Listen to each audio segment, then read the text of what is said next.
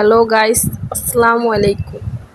আজকে আমি আপনাদের কাছে গরুর মাংস কিভাবে রান্না করলাম সেটাই শেয়ার করব।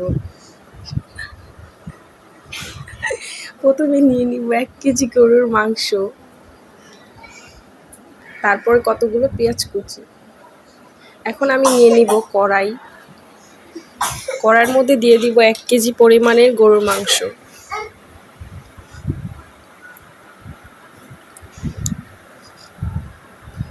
তারপর দিয়ে দিব পরিমাণ মতো লবণ। তারপর দিয়ে দিব পরিমাণ মতো পেঁয়াজ। 1 কেজি গরুর মাংসতে যতটুকু পেঁয়াজ লাগে। তারপর দিয়ে দিব আদা বাটা, রসুন বাটা।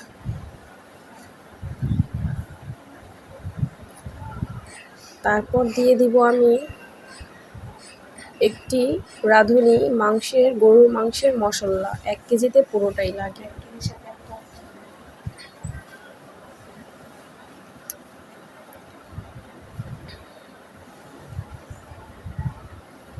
তারপর আমি দিয়ে দিব মরিচের গুঁড়া রাঁধুনি। তারপর আমি দিয়ে দিব রাঁধুনি হলুদের গুঁড়ো।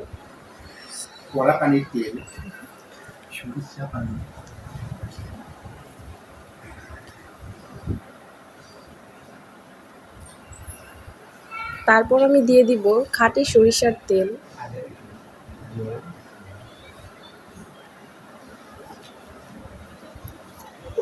পরিমাণ মতো।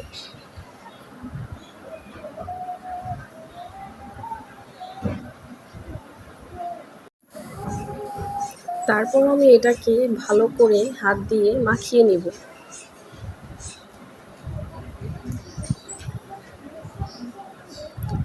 এলাচ দিয়ে দিব,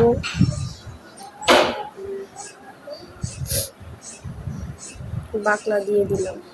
তারপর ভালো করে হাত দিয়ে একদম ভালো করে এরকমভাবে মাখতে হবে যাতে মাংসের মধ্যেই মশলা ঢুকে যায় আর অর্ধেক রান্না হয়ে যায়।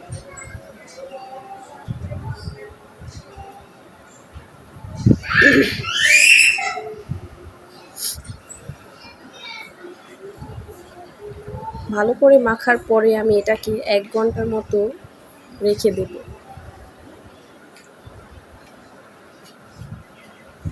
তারপর এটার মধ্যে আমি হাত ধুয়ে নিব। হাতে যে মশলাগুলো লেগে আছে যাতে সেগুলো এখানেই থাকে।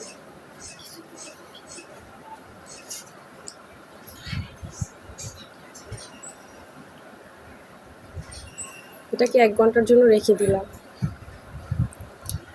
এখন আমি 1 ঘন্টা হয়ে গেছে, এখন আমি চুলাটা জ্বালিয়ে দেব। রান্না স্টার্ট করব। ভালো করে কষাতে হবে আর একটু পরপর নাড়া দিতে হবে যাতে লেগে না যায়।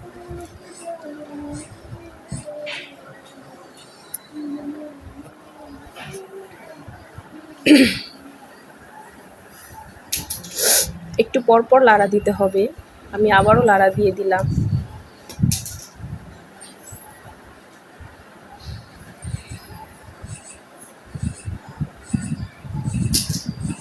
আমি পানি দেইনি বেশি, হাত ধুইছি আর গরুর মাংস থেকেই যা পানি বের হচ্ছে।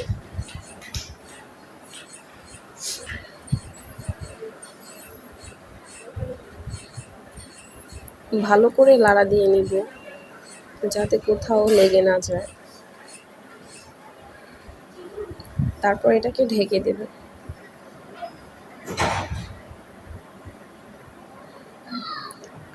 আরেকটু পরে আমি আবারও নাড়া দিয়ে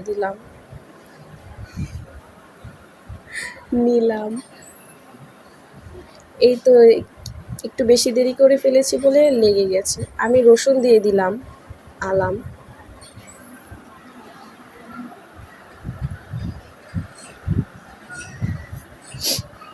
গরুর মাংসতে আলাম রসুন দিলে গরুর মাংসের স্বাদ বাড়ে।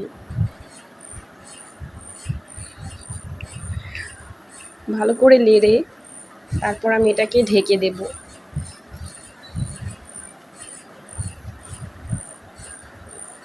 5 মিনিট পর পরই নাড়া দিতে হয় যাতে তরকারির নিচ দিয়ে লেগে না যায়।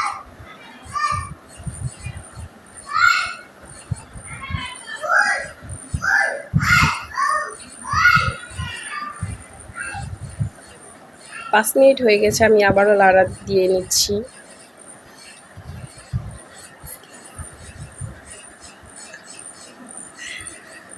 আমি গরু মাংসটা আলু ছাড়াই রান্না করব, হালকা ঝোল। প্রায় আমার মাংসটা হয়ে গেছে। এখন আমি গরুর মাংসটা ভালো করে নাড়া দিয়ে যতটুকু পরিমাণ মতো পানি দিয়ে দিব।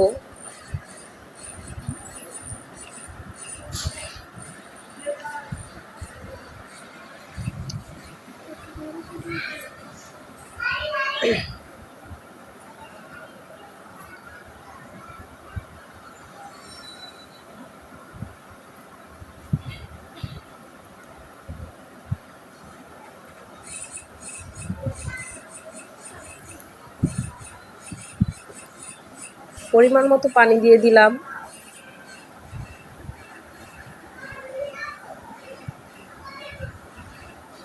এখন আমি গরু মাংসটা বাগারের জন্য প্রথমে কড়াইয়ের মধ্যে তেল দিয়ে দিলাম, তারপরে রসুন কুচি, পেঁয়াজ কুচি দিয়ে দিব।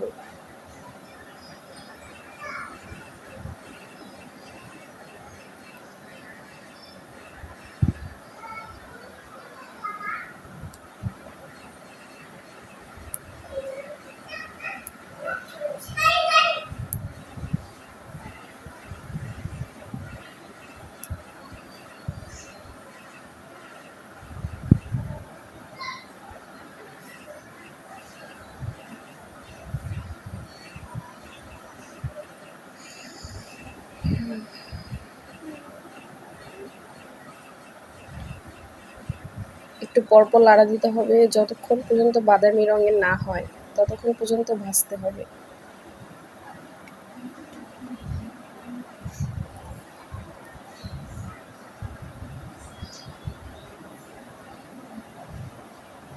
তারপর আমি জিরে দিয়ে দিলাম।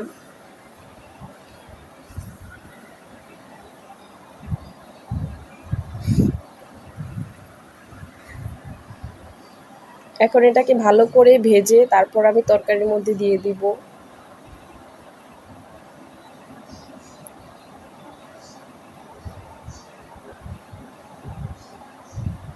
আমার কড়াইটা সবাই স্কিপ করুন।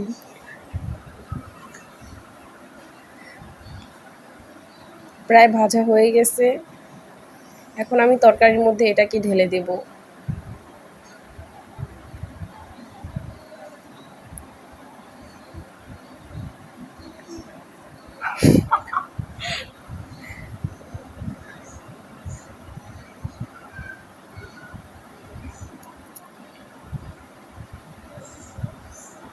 তরকারির মধ্যে এটা ঢেলে দিলাম, তারপর তরকারি ভালো করে নাড়াচাড়া দিয়ে তরকারি রান্না শেষ। দেখুন গাইস, আপনারা আমার তরকারিটা দেখতে কেমন হয়েছে। দেখতে খুব লোভনীয়, খেতে খুব সুস্বাদু হয়েছে।